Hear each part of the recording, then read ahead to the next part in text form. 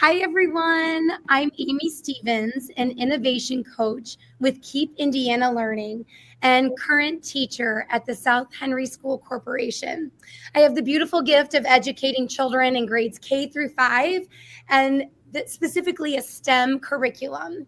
I also have a bonus gift of working with our teachers and staff as a technology integration specialist.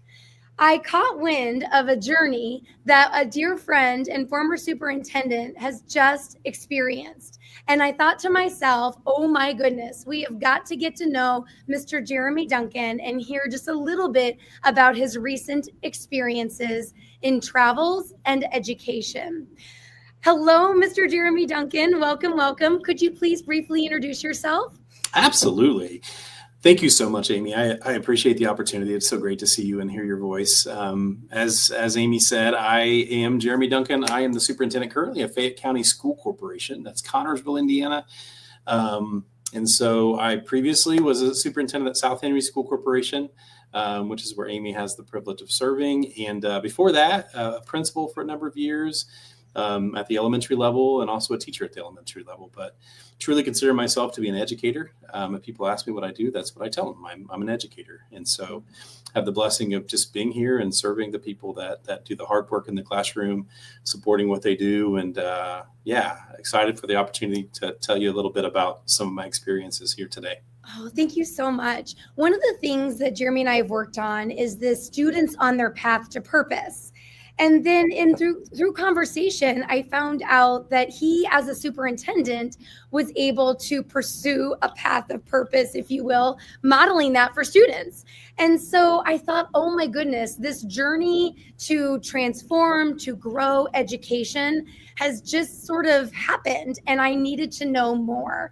Jeremy, can you share with us a little bit about these two experiences that you had and just how did they happen? Like, how did they come about? Yeah, thank you. And I'm really proud of Amy, of you and the work that's happening at South Henry with Path to Purpose and helping kids on that journey, right, of self-discovery, understanding who they are and what they're about and potential career pathways that are out there, introducing them to opportunities and allowing them more than anything else to have hope for the future. And so good work. I'm really proud of you for that and the team at South Henry. But yeah, so two different opportunities just came available to me. One of those was a trip through a superintendent organization that I'm part of, IEI, and that was a trip that was organized with a contingent of superintendents from the United States to head to Sweden. So we got a chance to go to Stockholm.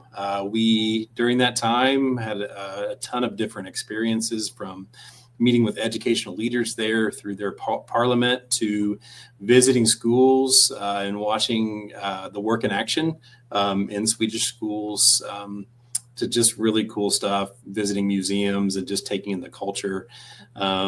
We had dinner one night where they meet to choose winners of national awards and different. It was just incredible, just so immersive.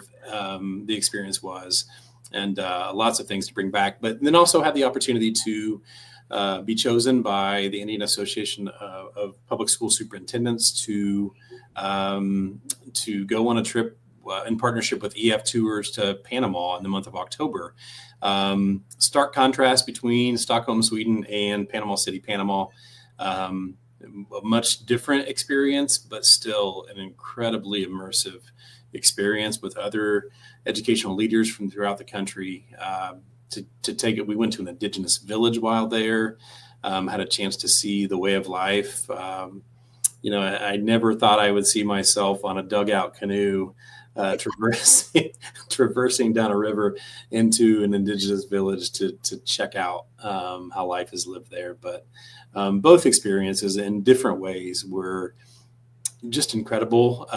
Helped me personally in terms of the global context. And, you think oftentimes we serve in communities where our kiddos, their context is so limited to the boundaries of the walls of our community, if you will. Obviously, we live in a connected world, but seeing it and actually experiencing it are two different things. And I've said many times that our mind thinks and our heart feels where our feet stand. And I can't tell you how important it is for educators to get outside of context, to go into different classrooms and school buildings and countries, Yes. learn from other people, and that challenge your thinking, that show you different perspectives. And there are so many people out there that know so much more than I do as an educator, and having the opportunity to learn from others is so valuable. Oh, it is. I have to know when these opportunities, came up, whether it was through a message or an announcement, were there any specific or current educational practices in math or STEM? Because I think it was more like math or STEM focused. Is that correct? That really kind of, piqued your interest with these specific countries or, or anything again that maybe you're like, I got to see that live. I need to be there. Yeah. So the trip to Sweden was sponsored in part by a company, Magma Math, who's starting to gain a little bit of a foothold here in the United States, but is in 90% of the schools in Sweden. The whole idea is regular feedback, right, for teachers.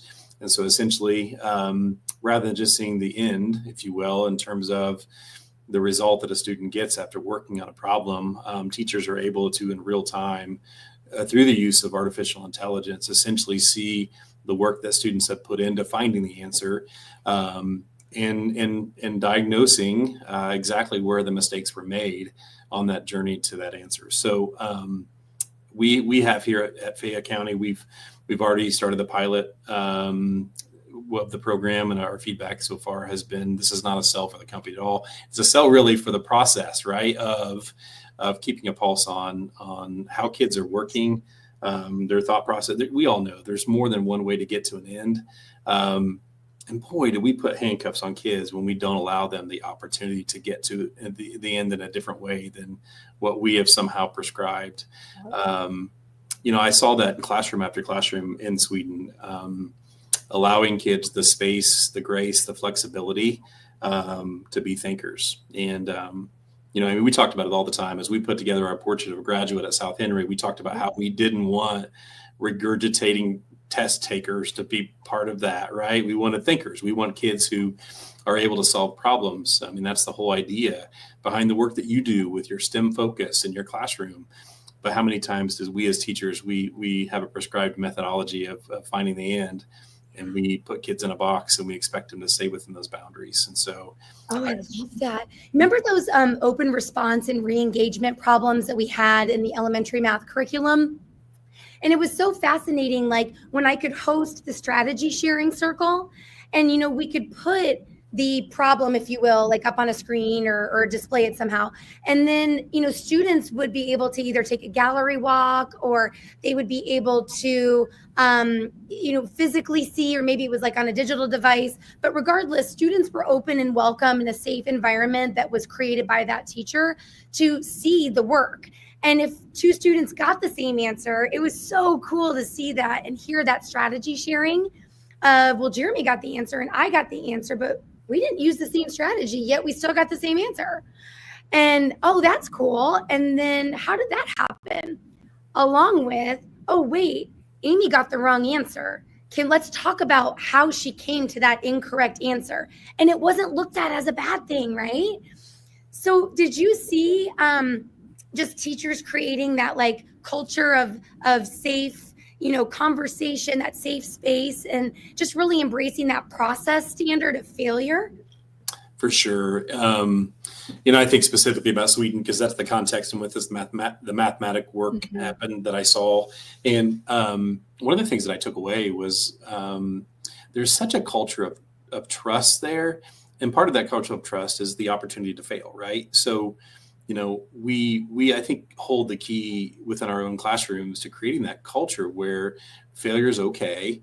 In fact, failure sometimes is encouraged, because within that failure is where we find success, right? Eventually, and that grind and that process of finding the truth, the answer, is really where we grow. And so, I saw that over and over again there in a lot of ways in the culture of classrooms, but also in the physical spaces that they've created there, which were far different than we have here in the United States in many facets. One of the cool things was they take their shoes off in the building. It was really interesting. I think that was both cultural and probably at one point in time was a sanitation thing. But the first thing we were asked to do when we walked into those buildings was take off our shoes, which I thought was really, really interesting. But it did build this culture of comfort, and almost like this home-like culture there within their classrooms and in their schools that I thought was really, really cool. And I was like, I could get behind this. I take all my shoes off in the office all the time. But yeah, I thought that was really interesting. But I agree with you 100%, Amy. I think building that culture that it's okay. It's okay to fail. It's encouraging, and it really is part of the process of growth. Well, and so many, conversations around teaching and learning are about, yes, the standards that, the state has as dictated as like, these are our guidelines, but those process standards as well, to be able to say to a parent, okay, I'm with your child all day. Yes, they know X, Y, and Z according to the standards, but they're also able to, as humans, create either a seamless, or maybe it's sometimes difficult for kiddos to go through that process of solving a problem. And I just think that feedback is key. Something that I used to work as a former math coach in my years, we would talk a lot with ICTM, the Indiana Council of Teachers of Mathematics, about feedback. Mm-hmm. And one of the biggest pieces of feedback that teachers gave to us was, I don't have time to, in the middle of a problem, every single time I assign something, to be super intentional one-on-one with the student and make sure that feedback is the quality that you're expecting me to. So I heard you mention the AI component is being used. And, as a digital learning coach, I love using the AI to outsource the work, but not the thinking.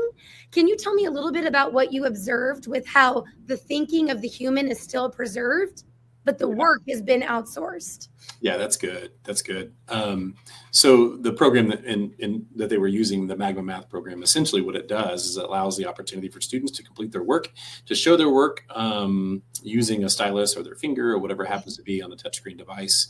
That is in real time, then relayed to the teacher. The AI component essentially comes in when it diagnoses essentially whether or not the student got the correct answer, and whether the process that they went through is a process that would be prescribed, or do they just put a bunch of scribbles on paper, if you will. And so a teacher then is very easily able to get a pulse of their classroom, essentially seeing 24 kids that are in front of them on their screen that are either green or red or orange, depending on how they completed that work. And then, of course, that allows the opportunity for conversation about the things that you just discussed.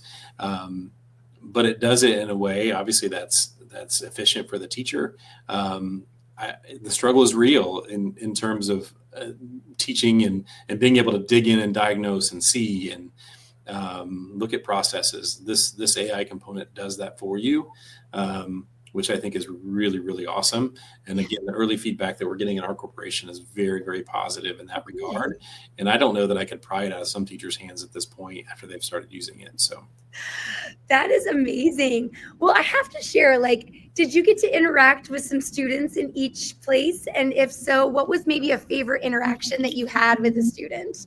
That's such a good question. I did. It really interesting there. We walked right into the buildings. There was no hard shell, if you will. I think that speaks to the culture in Sweden, in regards to the low crime rate, things like that.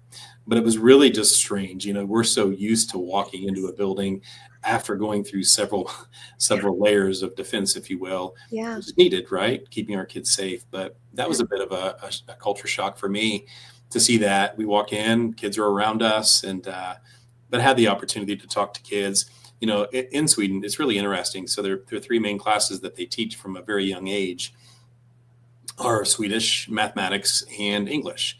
Wow. And so all of the children could speak pretty fluent English depending on their grade level. And so I was able to have some really cool interactions with kids on the playground. And I think both in that context and in Panama, I had a chance in Panama. We went to the indigenous village and visited one of the schools that was there, and to interact with some of their children, and I think there in that context, what I thought was really interesting is that, they're off the grid, if you will. And so these kids get up in the morning and essentially get in their canoes and travel down the river to go to school. It's kind of like my grandpa when he used to tell a story about walking uphill in the snow two ways to get to school. But the reflection that I had is, man, we in the United States forget just how blessed we are sometimes to have the opportunity to come to a public school that's heated and cooled. And that wasn't the case there at all. And again, I said earlier that there was a stark contrast between the two countries that I visited. And that was certainly the case there. There were parts of Panama City that were really nice. I didn't know that Panama City had as many skyscrapers as it does. They're everywhere. They built up like crazy, but also had areas of extreme poverty. And I say extreme as in felt like you were in Gaza kind of poverty. And so, obviously different in terms of structures and systems. Yeah. We talked to some of the children with my very, very poor and broken Spanish. But, smiles transcend, kindness transcends. And I think that was the biggest takeaway in Panama, was the fact that, I had a chance to laugh and smile with many of the children there, but I had no idea what they were saying. And I'm pretty certain they had no idea what I was saying as well. And so, yeah. That is wild. I know. I just want to take a moment just to express gratitude for just, being a citizen of the United States of America, because we do, have so many privileges, and it's just so wonderful to be able to step out and while you do know it, to step out of our, our country's borders and be like, oh, wow, like, thank you. Mm-hmm. So, oh my gosh, that's amazing. So share with me, you've been to these two places, you've had these amazing journeys, you got to witness some great, teaching and learning. Was there anything that was like, innovative and like, whoa? I mean, I know we talked a little bit about the AI component in the curriculum, but was there anything that you're like, that is incredibly innovative? Oh my goodness. Yeah.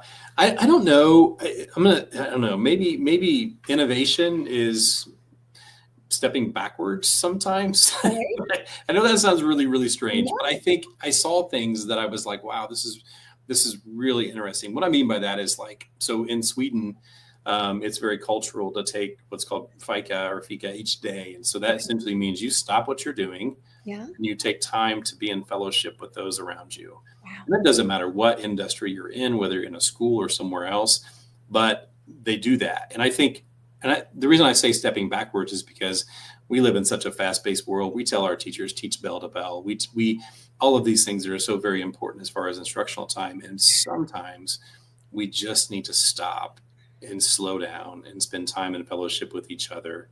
And it was a non-negotiable there. We looked at, I asked for a copy of their teacher schedules in Sweden, just out of curiosity to see it, regular breaks throughout their days. It just was really interesting to see, based upon the context, which I'm used to here in the United States, and the difference between those things. And I think we can learn a lot from that. I think we go, and we forget to slow down. And Amy, I hope you saw, we tried really hard when we had our professional learning days to take time to be in fellowship with each other and put a premium on those things, and just how important that is in our profession. I would encourage those listening to do the very same thing. It's not about, we see that sometimes as inefficiency, but the reality of it is, it's important. And so I thought that was a really interesting piece of what I saw. And I saw the same thing encouraged amongst the students and the student body. Again, in Sweden, the schools that we visited, that's my context more just because we visited more schools there. You had kids from the age of kindergarten. They all served themselves at lunch, which I thought was really interesting. So you had little kindergartners scooping their own food out, and but there's this kind of innate trust and responsibility that would place upon kids, and I think that part was interesting too. Kids are given more freedom there to move and to do and to be and to explore and to become. I think sometimes we probably because of fear of litigation or fear of kids making bad choices or whatever it happens to be, we don't allow kids the opportunity to fly as much as we need to, and to have that space and that grace to grow and make mistakes and explore what life is. So I guess I could say, I know that's not really a super innovative STEM math answer. It is. The picture answer of some of the takeaways that I had. No, absolutely. For some of the listeners that may have seen me on the book study that I'm doing, The Anxious Generation, that whole idea of letting kiddos, just play, be, fellowship could really, truly, potentially make a difference in some of the behaviors and in some of the actions that we're seeing, day to day in our classrooms and also at home too. And it was just fascinating to hear you, I'm smiling big because I'm making these connections. It's like I say to my students, like, what's the connection in your brain? I'm thinking about like all these things that I've just read about and how, it is a global concern, yet, there are places in the globe that are doing amazing things just to say like, okay, let's pause and let's let humans be humans. And, as a kiddo that grew up at lunch, I served myself as a first grader. And when you look around and you see, so many adults are stepping in and being like, let me do that for you. Let me do that for you. And I don't know if your kiddos were this way, but I think my daughter's first phrase was, me do it myself. Like kids have that, that desire to just, want to show you like, I'm big enough now. I'm a big kid. I can do this. Oh, no, I think that's fantastic. And I think that is so amazing to not only highlight and point, but something that kind of leads me into my next question of, now that you've visited and traveled, what are things that you would come back and talk to teachers about that we should keep doing or possibly rethink? Not necessarily because it's bad, but just, kind of that Adam Grant, style of think again, like, okay, now that you know another way, is there another way to consider this or do this? Yeah, that's great. I think what we just discussed is really important. How do we build space for teachers to be able to have that time, and for kids, right? How do we build cultures in which kids have the ability to fail and experience, and how do we do that? I think that's a challenge for sure. So I think those two pieces are really, really important. I saw a lot of things in terms of programming, specifically in Sweden, that I thought were really, really cool. They've got a geocaching class that they have to take, all these kids. That's just part of the curriculum, which I thought was really, really interesting. Other things like that. There was definitely an emphasis on the arts. And so we saw CTE kind of activities within an elementary context. And so, art class, as we know it, looked a lot different, and essentially was, we saw kiddos whittling with knives. And again, my brain goes to liability, right?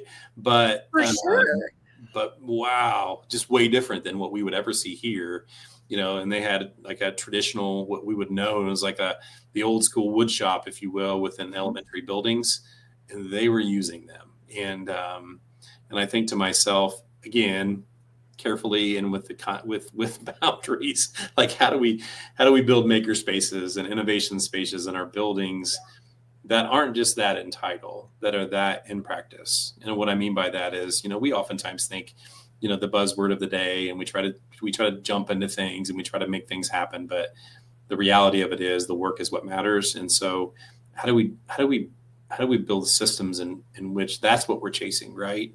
And for the reason of building kids who can think, who can engineer, who can work their way through problems, right? So that way, when life happens and they're faced with problems, they don't have to punt and find someone to answer for them. But they had that stuff like there in practices that they do, and we obviously are trying within the context of what we have here. To build systems where durable skills, communication, collaboration, work ethic, and the like are just a normal part of the work that happens within our schools. And so So yeah, I hope that's a good answer. Oh my gosh, that's wonderful. No, I appreciate that so much. And I can only imagine, I mean, knowing you and just seeing and hearing, the joy, that these two opportunities brought to you. I would say, sorry, in conclusion, what would be, if I were to have you reflect on this experience of, because the two trips were pretty close to each other. What would be three words? That's what I was going to say. What would be three words that come to mind that immediately you're like, oh my gosh, when I reflect on these three words come to mind about my experience? 3 words. That's tough, Amy Stevens. I would say context. And what I mean by that is, how do we give kids a global perspective? How do we allow them to see when they order something from Temu, it doesn't necessarily just arrive magically at their door. There's a process to that. We saw the Panama Canal in action. We saw the effects of consumerism as we cleaned up a beach with tons of, trash and plastic. And so I think context is really, really important. I'd say that's one of them. I'd say trust. And what I mean by that is trust in educators to do their job, trust in kids to be able to have some space to maneuver in classrooms. I think trust is big. A third, I guess, I would say innovation, just because we saw so many cool things that are just different than what we see here. So yeah, those 3 words I think encompass it. That's amazing. I got to do that as an activity with another small group of coaches. And it was so incredibly delightful to see just how people were like, oh, and then these words came pouring out. And like you were just sharing, like stories, connections came out. And so I just appreciate you and thank you so much. This is just so joyful. And I feel like we could talk for hours about, all the things, but know that if you're listening to Jeremy and I today, that this story continues and that we wanted to gather these, just the beginning of this conversation, because it is truly just a journey. And we're just happy to have the conversation and share it so that if others are inspired to maybe go to a different corporation, maybe a different state, maybe outside of the United States, and just teach, learn, observe, that we just hope that you are inspired and willing to come back and share and just, think and reflect in the way that we've just kind of started today. Oh, Jeremy, thank you for your time. Thank you for the work that you do with students. And just overall, thank you for everything that, that comes along with being a teacher, a leader, and just, and empowering educators, but most importantly, lifting up students, because you do a very nice job of that. And so I'm so grateful. Thank you, Amy. And thank you to you for the opportunity. And thank you for the work that you do with kids every single day in the classroom. You are a rock star for kids. Oh, thank you. I'm just really happy. Well, listeners, we're so glad that you were able to join us.